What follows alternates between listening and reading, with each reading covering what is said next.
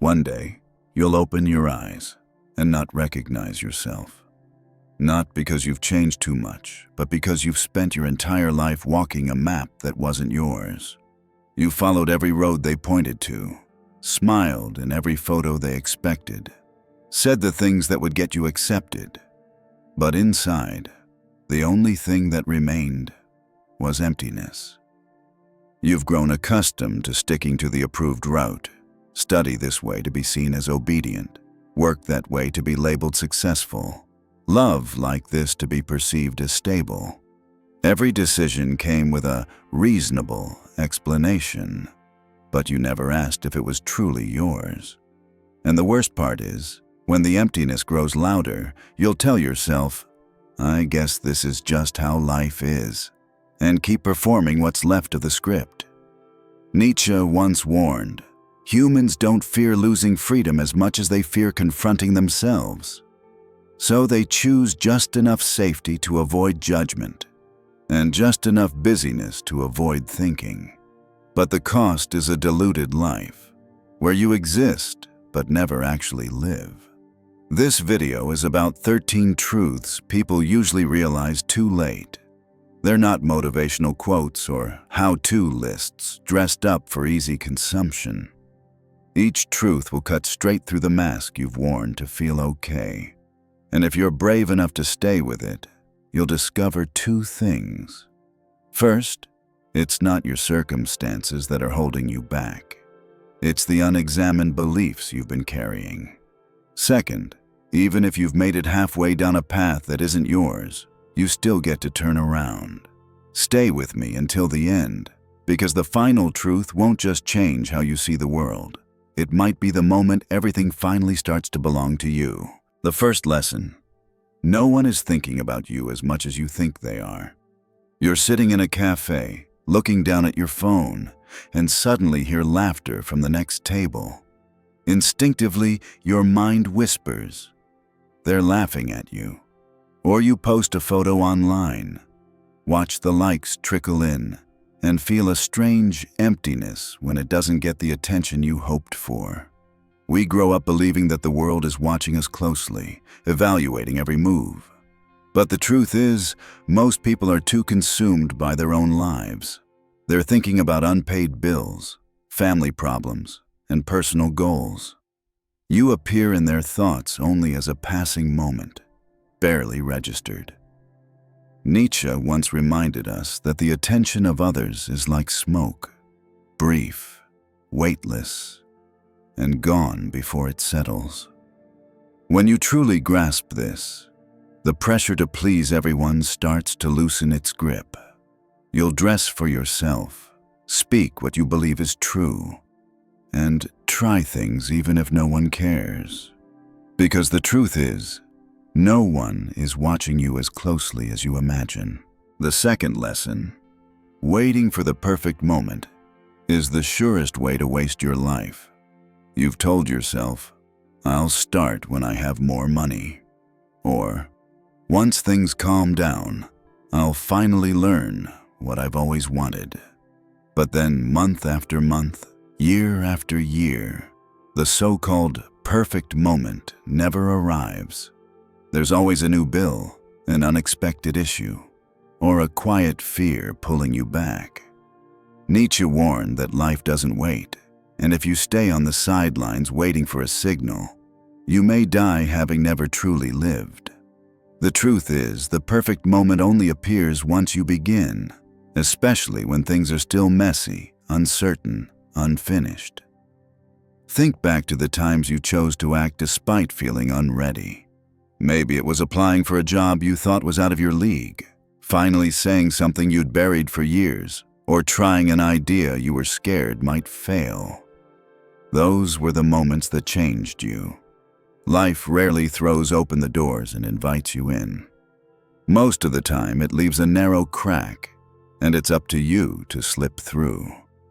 If you keep waiting for perfect, one day you'll wake up and realize you missed the whole damn thing. The third lesson: time is more valuable than money. You can lose money and earn it back, but every hour you spend is gone forever.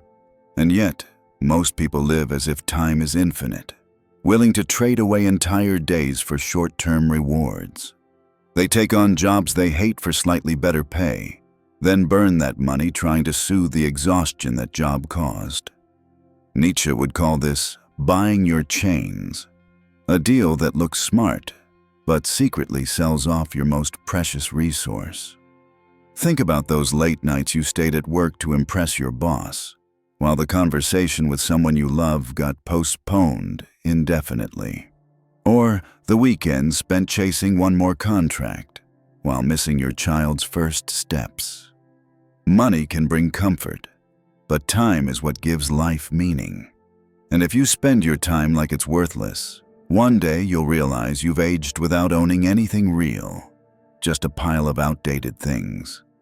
Living wisely isn't about hoarding cash. It's about spending your time on what makes life feel worth living, even if it doesn't pay off immediately.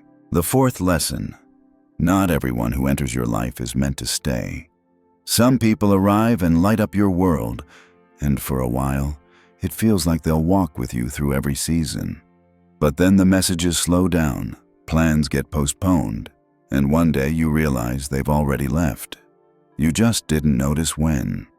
Nietzsche once said that many relationships are like temporary bridges meant to carry you across a particular chapter, then disappear when your path changes. The painful part is that we often try to hold on, ignoring the truth that their road has already diverged. You'll see this in high school friendships, in love that once felt like destiny, even within family. Separation doesn't always come with a fight. Sometimes it's just a silence that grows quietly, day by day. Accepting that some people are only meant to walk with you for a while can free you from resentment or confusion. Instead of asking, "Why did they leave?" ask yourself, "What did they bring me while they were here?" Because every presence carries a gift, no matter how short the stay. And when you understand this, you'll stop seeing loss as failure and start recognizing it as a natural part of becoming who you are. The fifth lesson: comparing yourself to others is the fastest path to misery. You open social media and see someone just bought a new house, traveled to a picture-perfect destination, or hit a major career milestone. Suddenly, your achievements feel dull, and you start wondering what you did wrong.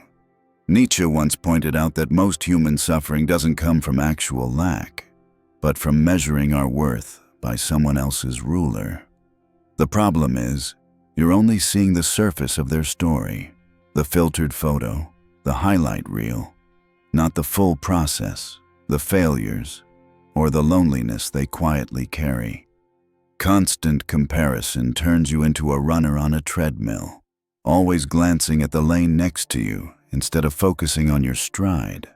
The only way out is to reset your metrics. Ask what you truly want instead of what others are doing. Nietzsche would say the will to power isn't about beating others. It's about defining victory on your terms. When you stop comparing, you start noticing your small wins and feeling joy in the process itself. And just like that, instead of being trapped in a race with no finish line, you become the one drawing your map. This is only the first half. These 5 truths are like warning lights. They show you why you're off track.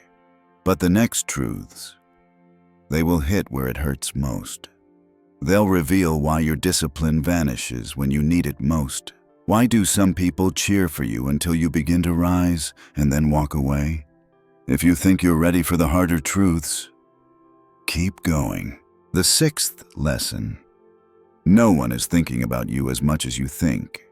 Maybe you've hesitated to try something new, speak up, or take a different path, because you were afraid people would talk, judge, or laugh behind your back. But here's the truth. Most people are far too consumed with their own lives to spend more than a fleeting moment thinking about you. Nietzsche once mocked how we live as if we're standing center stage, believing every eye is on us, when in reality, everyone is too busy performing their play. This truth might sting at first, but it's a powerful liberation. It means you have the freedom to try, to fail, to begin again, without the burden of everyone keeping score. Think about the last time you fixated on someone else's mistake. Maybe it lasted a minute. Then life pulled you back into your worries.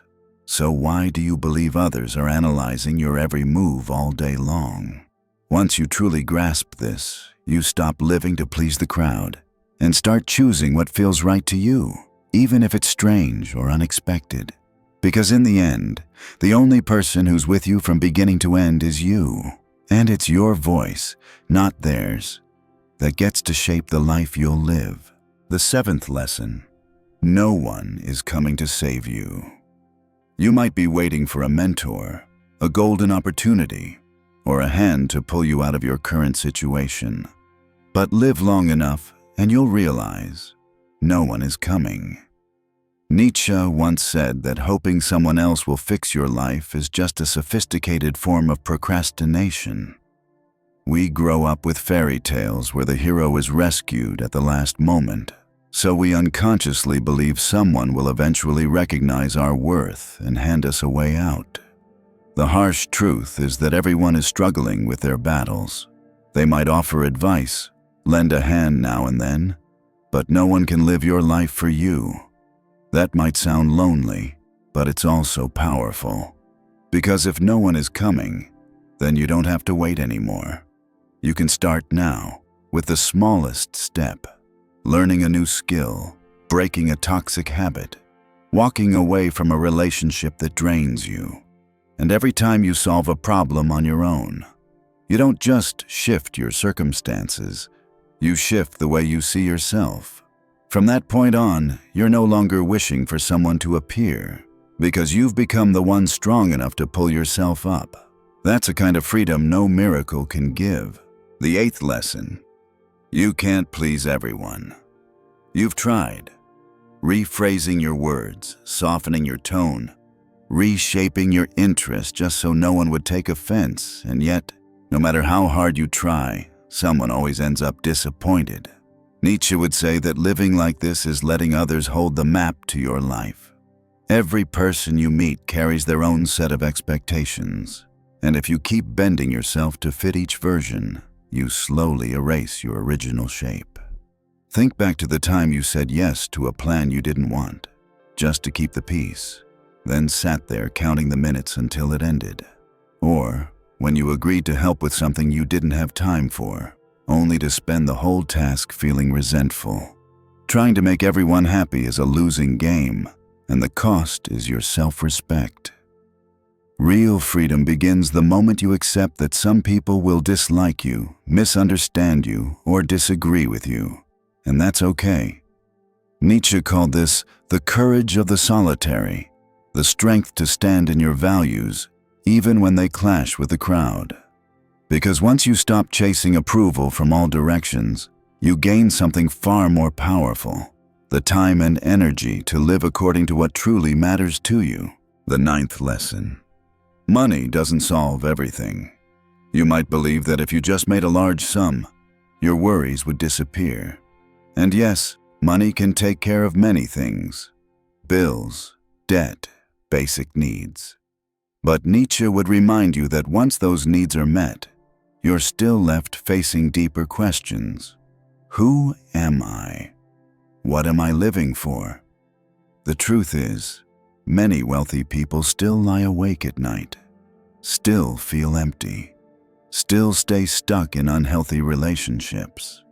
Think back to a time when you bought something expensive you once craved, only to realize the excitement faded after a few days, replaced by a new sense of lack. Money can buy comfort, but it can't buy inner peace. It can buy you free time, but it can't teach you how to spend it meaningfully. Nietzsche believed that if you lack purpose, no amount of wealth will make you feel rich. You'll simply be a millionaire starving for meaning. On the other hand, when you live according to clear values and direction, money becomes a tool, not your worth. And that shift is what allows money to serve you, instead of you serving it. The 10th lesson: mental health matters just as much as physical health. We usually only pay attention to our bodies when they hurt, but we often overlook the wounds inside our minds. You might hit the gym, eat clean, and get enough sleep. But if you live in constant stress, anxiety, or a lingering sense of meaninglessness, you'll still burn out. Nietzsche once said, "Man does not live by bread alone, but by meaning." A depleted mind can slowly drain even the strongest body. Think back to a time when you tried to work while your thoughts were tangled. Your hands kept moving, but everything felt twice as heavy. On the other hand, when your mind is clear and anchored, you can push through even when your body isn't at its best. Taking care of your mental health isn't a luxury. It's a foundation. It means carving out time alone to hear yourself, talking to someone you trust, or reaching out for professional help when needed. Nietzsche would remind you that a strong will cannot thrive in a neglected mind. Keeping your inner world healthy is what allows you to stand firm in the face of life's weight, not just survive it on autopilot. The 11th lesson. A relationship is not a measure of your worth. Have you ever felt less than just because you didn't have a partner or because a past relationship ended? Society often conditions us to believe that happiness depends on having someone beside us. But Nietzsche would remind you, your value as a human being isn't defined by your relationship status or marital label. There are people in relationships who still feel deeply alone and out of place, and others who live alone yet radiate wholeness and vitality. A relationship can be a place of sharing and support, but it's not the only source of self-worth. Think back to a time when you bent yourself just to keep someone from leaving, and realized you were slowly drifting away from who you were. That wasn't love. That was a quiet sacrifice of identity. Nietzsche called this emotional self-abandonment, when you hand over control of your feelings and your worth to someone else. Real worth comes from living by your values and pursuing your aims, regardless of who stays or walks away. When you start to see yourself as a complete being on your own, relationships become a conscious choice, not a condition for existence. The 12th lesson. Constant comparison only drains you. Have you ever gone to a school reunion, heard someone talk about their six-figure job and another flaunt a long vacation, and suddenly felt yourself shrink inside? Not because you resent them, but because some quiet voice in your head whispered, "Where am I in this race?" Nietzsche would say the issue isn't their success. It's that you've turned life into a race with no finish line. When you compare, you pour energy into something beyond your control, someone else's life. And that slowly exhausts you, even when you're doing just fine. Pay attention. Every time you compare, you don't feel like you're progressing. You only feel like you're falling behind. You can learn from others, but learning doesn't mean becoming their copy. Nietzsche believed the strongest people are those who define the rules of their own game. That means choosing your own goals, your own pace, and even your way of celebrating, without waiting for someone else's approval. You don't need to win at every comparison. You only need to live in a way that makes each day meaningful to you. The 13th lesson. You will never be fully ready. How many times have you said, "Once I study more, once I have more money, once I feel more confident, and then I'll begin." And then 1 year, 3 years, even 10 years pass, and you're still standing at the starting line. Nietzsche would say, perfection before action is an illusion, and it's the excuse that keeps you stuck. The truth is, you will never feel like you know enough, have enough, or are brave enough for the things that truly matter. You only build those things by doing, not waiting. Think about it. The real turning points in your life, like quitting a job, starting a relationship, or moving to a new city, did any of them happen because you felt fully prepared? Or did they happen because you jumped anyway, or accepted uncertainty as part of the path? Nietzsche believed the will to power is forged the moment you move forward without needing to see the entire road. Don't wait until the fear disappears, because it won't. Let fear walk beside you. Let action happen anyway. Let small, shaky steps take you toward the version of life that still feels too big to claim. These 13 truths aren't a checklist to memorize. They're a mirror, one you hold up to reflect the shifting seasons of your own life. Some of them you've known for years, but it's not until you lose something or step outside the familiar that their weight truly settles in. Nietzsche once said, "We only grow up when we dare to look directly at the truths we most want to avoid." No one can rush your journey, but every day you delay gives the old patterns more power to stay. You don't have to tear everything down at once. Just start by loosening one knot, and watch the whole web begin to release its grip. The next video won't hand you a perfect map, but it will give you one small piece, and if you place it right, the entire picture might change.